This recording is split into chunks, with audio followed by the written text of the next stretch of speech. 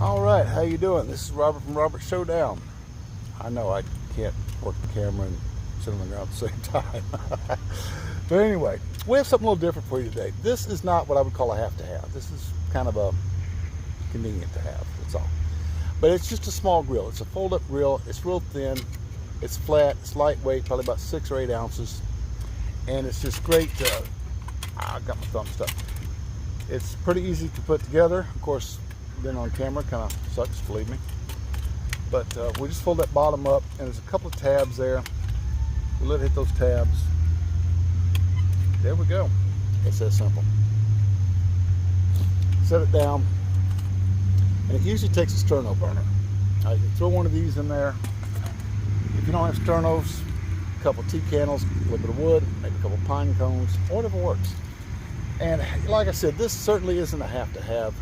But if you don't really want to set up camp, you just want to take a break, this is fantastic. It's small, it's convenient, it's lightweight. Or maybe you are cooking and you need an extra burner. You know, put a pot of coffee on. Like I said, I don't use it too often. I do have one of these at the house, just kind of as a backup. If I lose power or something, I still have something I can cook on. But it's something to think about. You know, it's affordable.